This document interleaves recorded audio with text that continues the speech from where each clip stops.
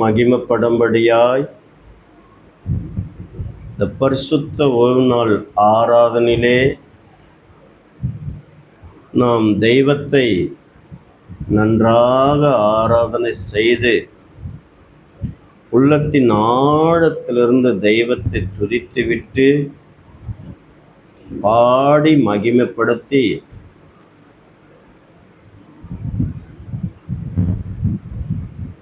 தேவன் நம்முடைய குறைகளை அவர் கேட்டு நிறைவாய் நமக்கு ஒரு சந்தோஷத்தை ஆராதனையை கொடுத்து இப்போது தேவ சமூகத்திலே கர்த்தருடைய வார்த்தைகளுக்காக நாம் வந்திருக்கிறோம். பிதாவாகிய தேவன் குமாரனாகிய இயேசுவின் நாமத்தில் அடியேனை உங்கள் பாதத்தில் வைக்கிறேன். பரிசுத்த ஆவியானவர் அடியனை மறைத்து நீங்கள் பேசுங்க, நாங்கள் கேட்கிறோம். உங்கள் நாமம் மகிமைப்படட்டும். இயேசுவின் நாமத்தில் பிதாவே, ஆமென். உட்கார். ஆண்டவராகிய இயேசுவின் நாமத்தில் உங்களை வாழ்த்துகிறேன். இந்த நல்ல நாளிலே தெய்வத்தை நாம் தொழுது கொண்டு இப்போது கர்த்தருடைய வார்த்தைகளுக்காக நாம் வந்திருக்கிறோம். என் அன்பு பிள்ளைகளே, ஒவ்வொரு வாரமும் கடைசி காலத்திலே வந்திருக்கிறோம் என்று நாம் பேசிக்கொண்டிருக்கிறோம். வாரத்திலே மாசத்திலே 4 வாரம் வரும்போது 3 வாரங்கள்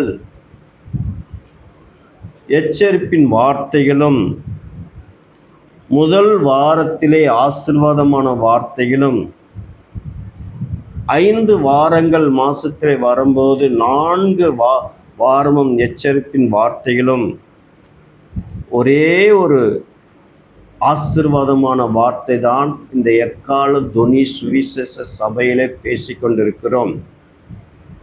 காரணம் என்னவென்றால், கடைசி காலத்திலே வாழ்ந்து கொண்டிருக்கிற நாம் எச்சரிப்பின் வார்த்தைகளோடு கூட தான் கடந்து செல்ல வேண்டும். என் அன்பு பிள்ளைகளே,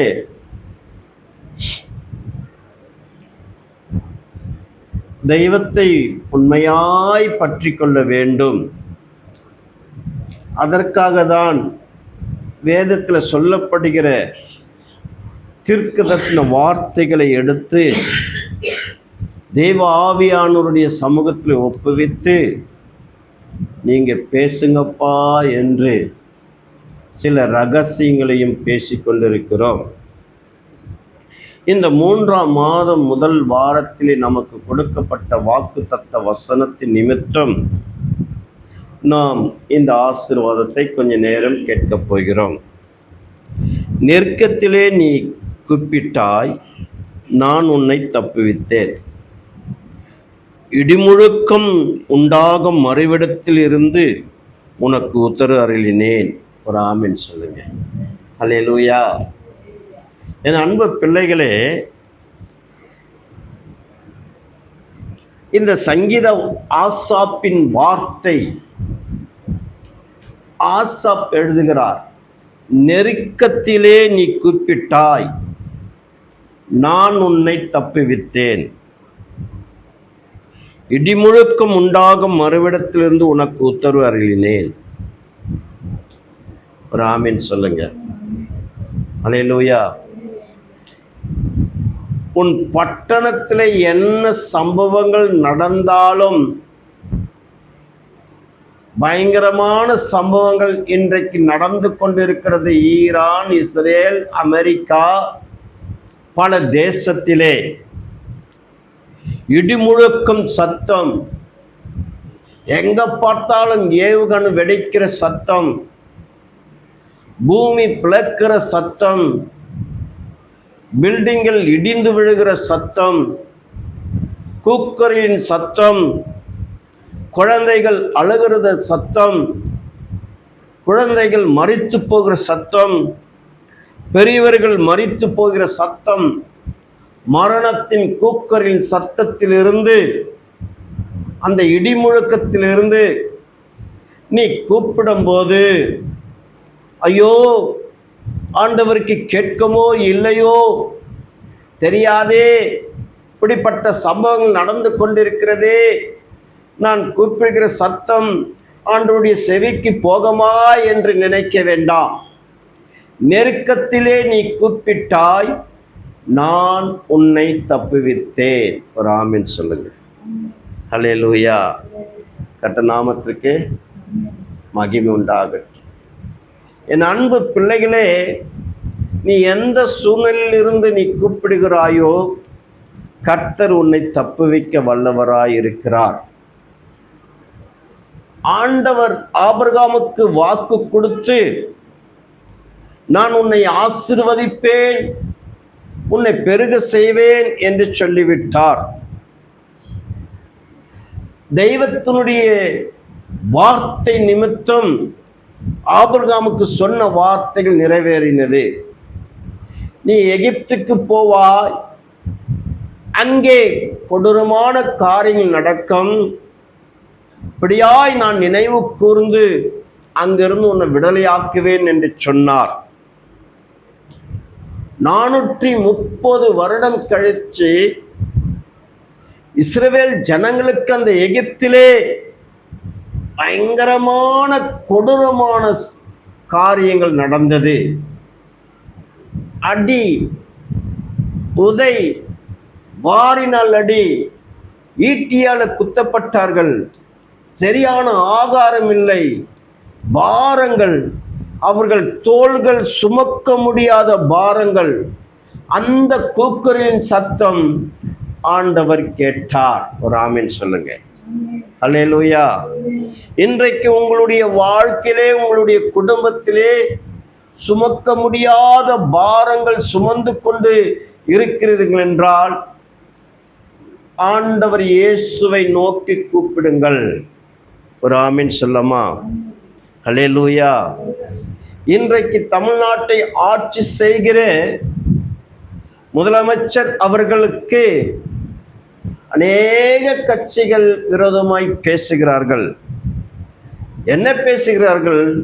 இத்தனை லட்சம் கோடி கடன் வாங்கிவிட்டார். இன்னொரு கட்சி பேசுகிறார்கள், இவர் வந்தால் இந்த கடனுடைய பாரத்தின் சுமையை எப்படி தீர்ப்பார்? யாராக வரட்டும், இந்த நெருக்கத்திலிருந்து இயேசுவை நோக்கி எந்த தேசத்தின் ராஜா கூப்பிடுகிறாரோ அந்த தேசத்துக்கு சமாதானம் வரும், நெருக்கத்திலிருந்து விடுதலை வரும். இது நிச்சயம் நடக்கும். காரணம், இது தீர்க்கதரிசன வார்த்தைகள், தலைமுறை தலைமுறையாக நிலைத்து கொண்டிருக்கிற வார்த்தைகள்.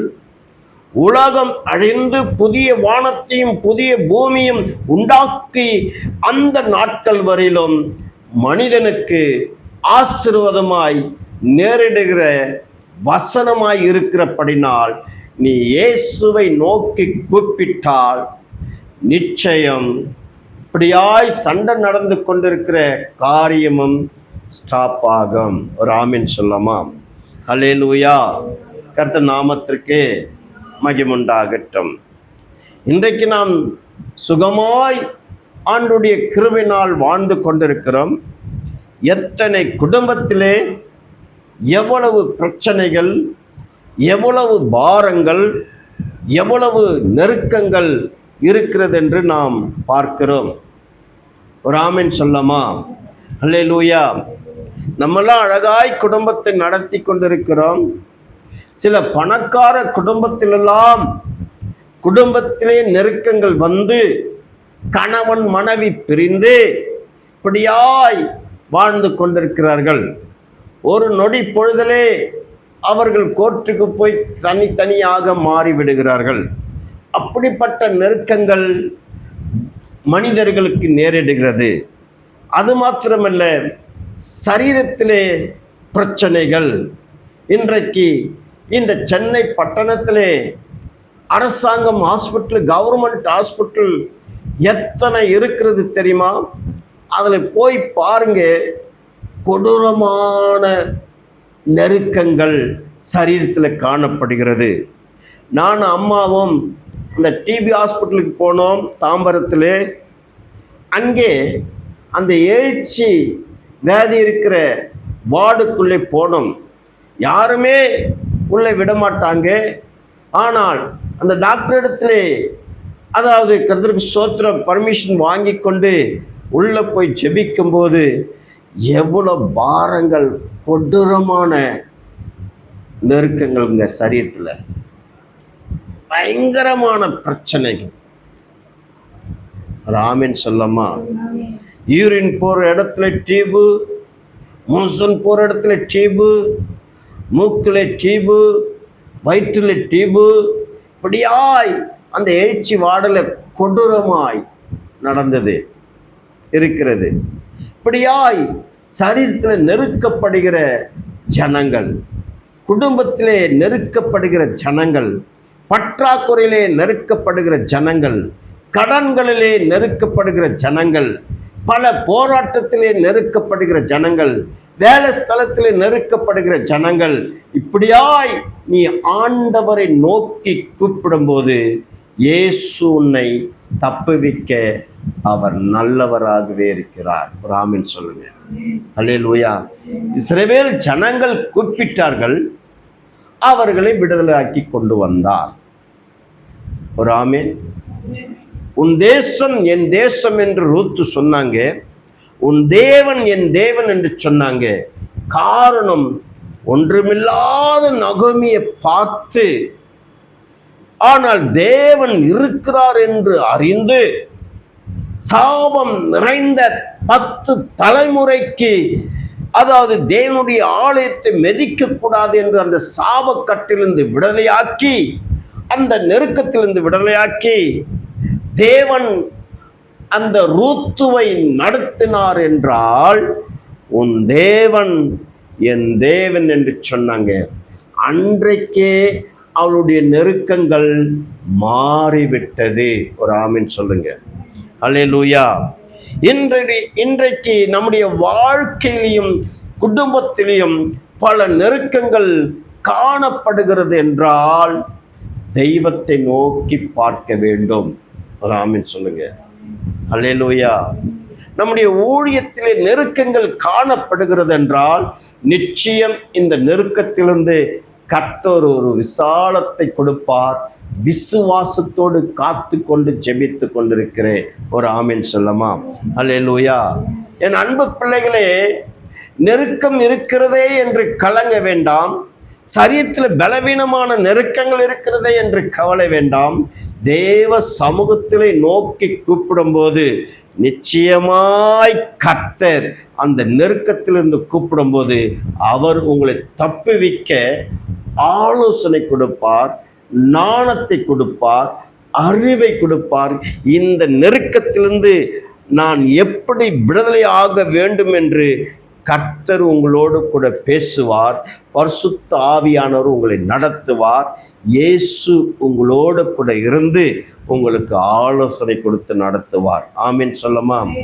உன் மேலே கண்ணை வைத்து உனக்கு ஆலோசனை சொல்லி அவர் நடத்துகிறவராய் இருக்கிறார். ஒரு ஆமீன் சொல்லுங்க. அல்லேலூயா. கர்த்தர் நாமத்திற்கு மகிமை உண்டாகட்டும். என் அன்பு பிள்ளைகளே, நெருக்க இருக்கிறது என்று கலங்க வேண்டாம். கண்ணீரோடு கூட அந்த நெருக்கத்தை குறித்து தேவ சமூகத்தில் ஒப்புவிக்கும் போது நிச்சயம் அவர் தப்பிவித்து நம்மை நடத்துகிறவராயிருக்கிறார். அல்லேலூயா. கர்த்தர் நாமத்திற்கு மகிமை உண்டாகட்டும். ஒரு வசனத்தை வாசிக்கலாம். யோனா பக்கம் 1073, 1073.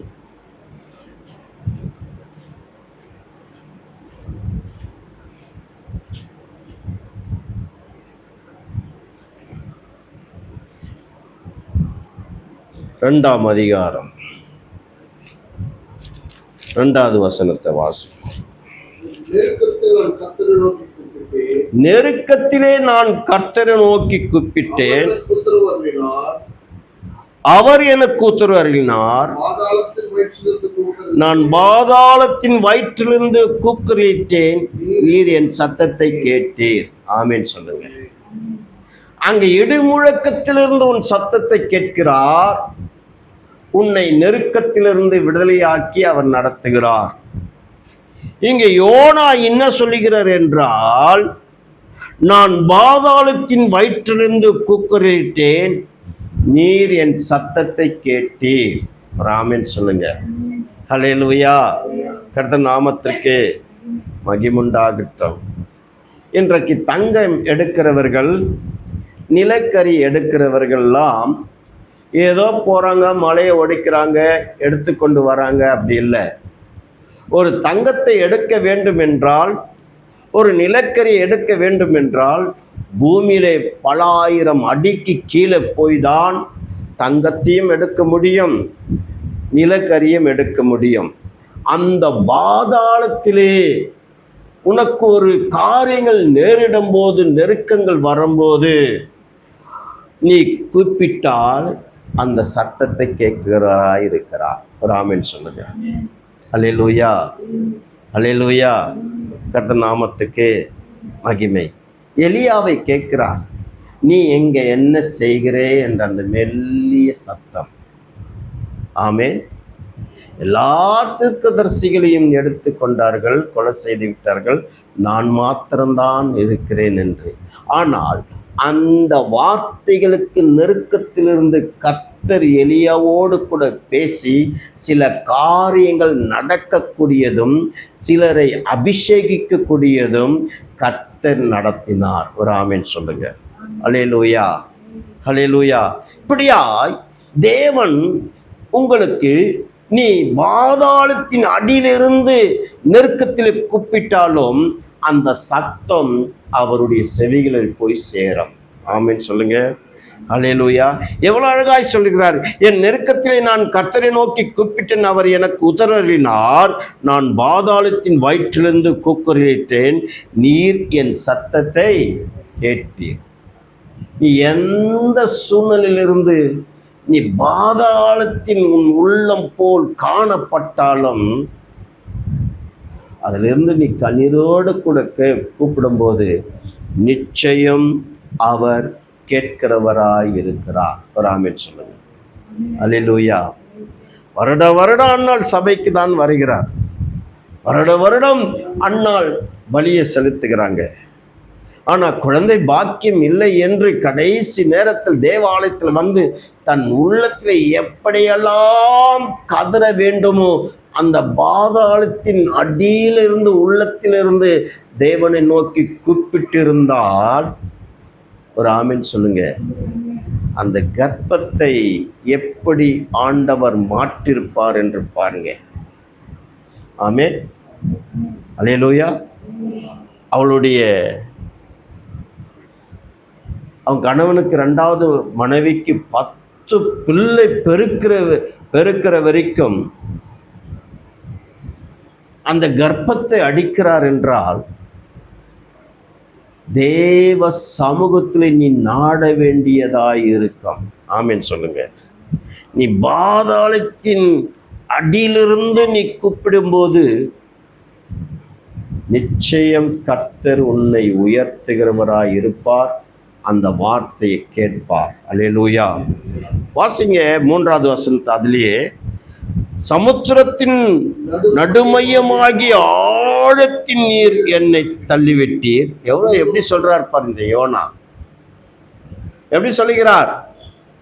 சமுத்திரத்தின் நடுமையமாகி ஆழத்திலே நீர் என்னை தள்ளிவிட்டீர், நீரோட்டம் என்னை சூழ்ந்து கொண்டது, உம்முடைய வெள்ளங்களும் அலைகளும் எல்லாம் என் மேல் புரண்டது. ஆமென் சொல்லுங்க. காரணம் என்ன? இப்படிப்பட்ட நெருக்கங்கள் வருகிறது என்றால் இந்த யோனா கீழ்ப்படியாமல் போனது நிமித்தம் நெருக்கங்கள். ஒருவேளை நம்முடைய வாழ்க்கையிலே இயேசுவுக்கு கீழ்ப்படியாமல் போனால் நிச்சயம் நெருக்கங்கள் வரும். அல்லேலூயா. பிள்ளைகள் தகப்பன் தாயுடைய பேச்சுகளை கேட்காமல் அவர்களுடைய இஷ்டத்துக்கு சிலர் போனால் அவர்களுக்கு நெருக்கங்கள் வரும்போதுதான் உணர்வார்கள். தெய்வத்தை தொழுது கொள்ள வேண்டுமே என்று தகப்பன் தாய்மார்கள் முன்னோர்கள் சொல்லும் போது கீழ்ப்படியாது போன ஜனங்களும் உண்டு.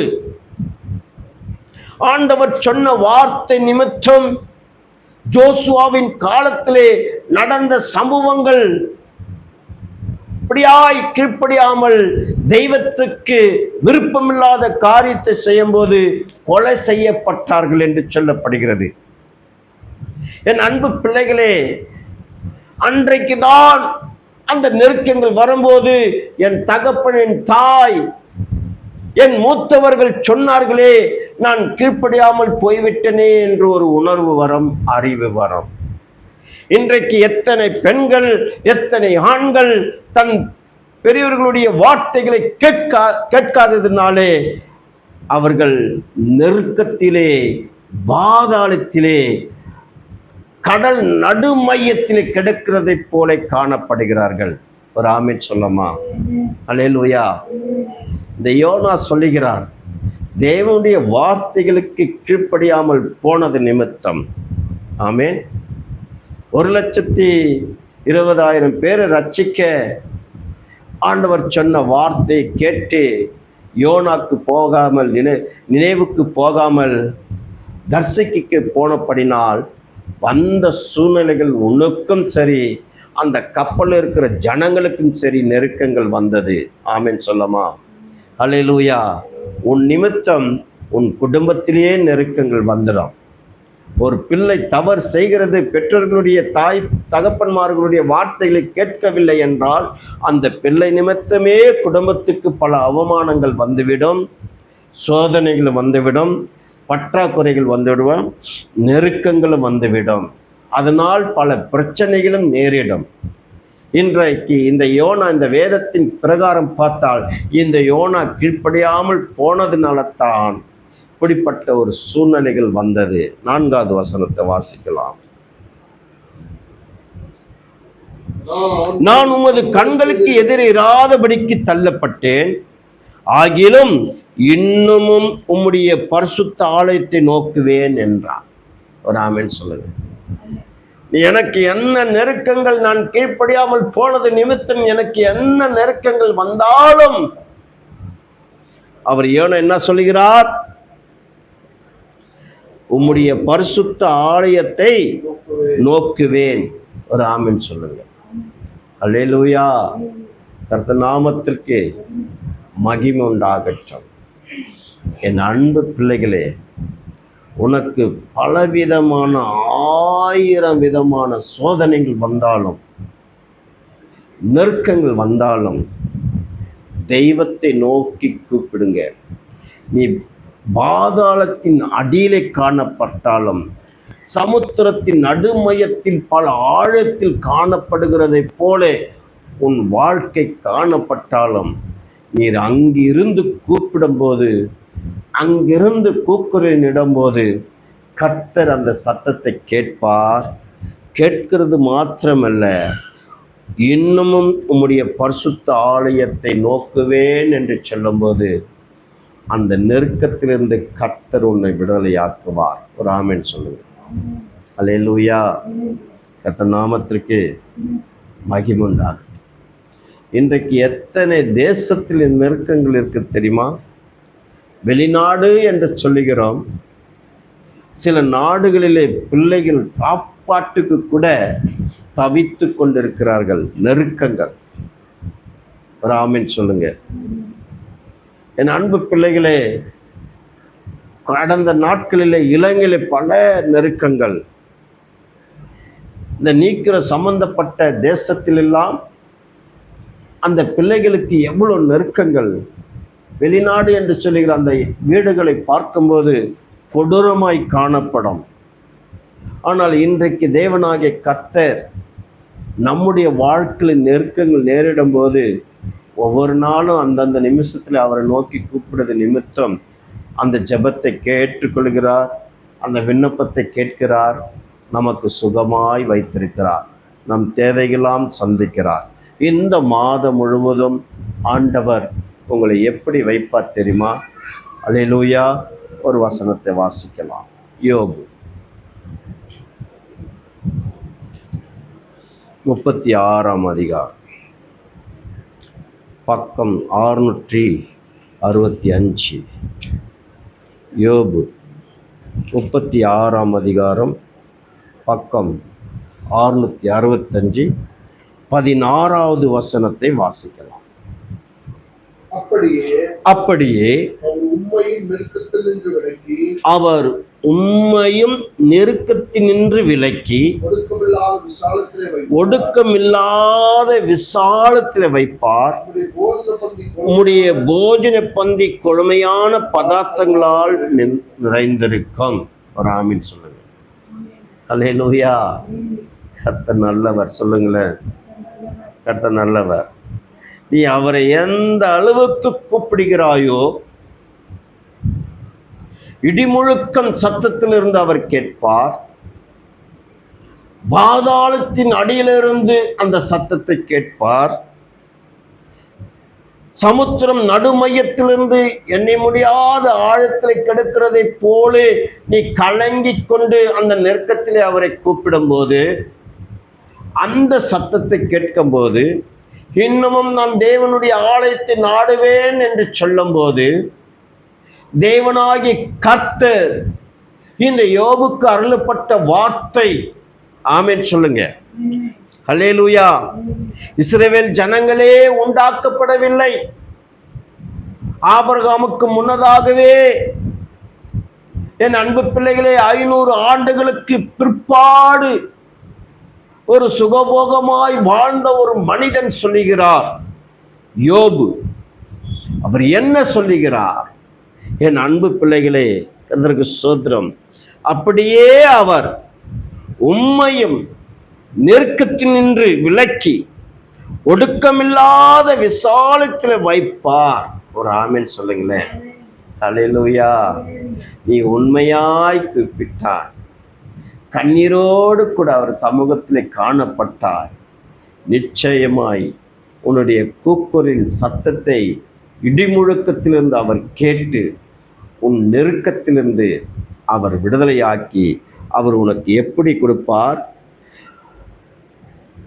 உம்முடைய போஜன பந்தி கொழுமையான பதார்த்தங்களால் நிறைந்திருக்கும். ஒரு ஆமென் சொல்லுங்க.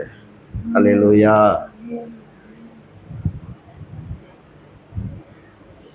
இன்றைக்கு சண்டை நடந்து கொண்டிருக்கிறது தேசத்திங்கள. அன்பு பிள்ளைகளே, இந்த சாப்பாட்டுக்கெல்லாம் எப்படி அலைந்து திரிந்து இருக்கிறார்கள் என்று தெரியாது. அந்த சண்டை ஸ்டாப்பாக செபிங்க. தனிப்பட்ட ரீதியாக நிச்சயம் ஆண்டவர் ஜெபத்தை கேட்டு அந்தந்த தேசங்களுக்கு என்ன நெருக்கம் இருக்கிறதோ அந்த நெருக்கத்திலிருந்து விடுதலை கொடுப்பார். ஒரு ஆமீன் சொல்லமா? தேசத்தை ஆளுகிற ராஜாங்களுக்கு சமாதானத்தை கொடுக்க வேண்டும்.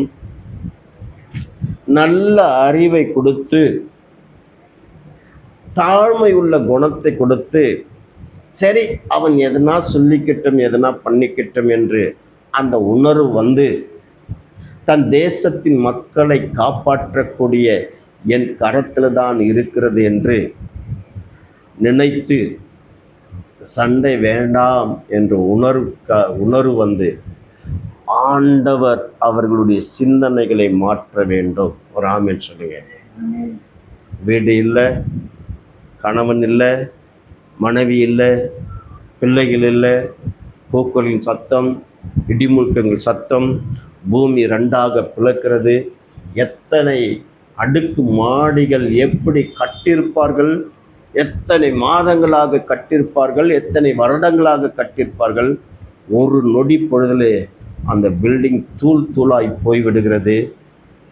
அந்தந்த தேசங்களுக்கு சமாதானத்தை கர்த்தர் கொடுக்கணும். நெருக்கங்கள் மாறணும். அந்த ஜனங்களுக்கு கொடுமையான பதார்த்தங்கள் கொடுக்கணும், வரணும். பல தேசத்தார் அடிப்பட்ட தேசங்களுக்கு உதவியாக இருக்கணும். செபிங்க. ஜெபிக்கும்போது நம்முடைய நெருக்கத்தை கர்த்தர் கேட்டு நமக்கு உதவி செய்வார். கொழுமையான பதார்த்தங்களை கொடுப்பார். கர்த்தர் இந்த வார்த்தைகளை ஆசீர்வதிப்பார். நெருக்கத்திலே நீ கூப்பிட்டாய், நான் உன்னை தப்புவித்தேன். நிச்சயமாய் இந்த மாதம் முழுவதும் அவர் உன் நெருக்கத்தின் காரியங்களை பார்த்து தப்புவித்து உன் தேவைகள், உன் குடும்பத்துக்கு என்ன தேவையோ அதை உனக்கு கொடுத்து இந்த 3ஆம் மாதம் முழுவதும் கர்த்தர் உனக்கு நடத்தி ஆசீர்வதிப்பார். ஆலோசனை கொடுப்பார். முழுமையான பதார்த்தங்களை கொடுப்பார். ஆண்டவருக்கு நன்றி சொல்லி சொல்லி சொல்லி ஒவ்வொரு நாளும் நெருங்க அவர்களை கண்மணி போல் போஷித்து நடத்துவார். கர்த்தர் இந்த வார்த்தைகளை ஆசீர்வதிப்பாராக. ஆமென், ஆமென், ஆமென்.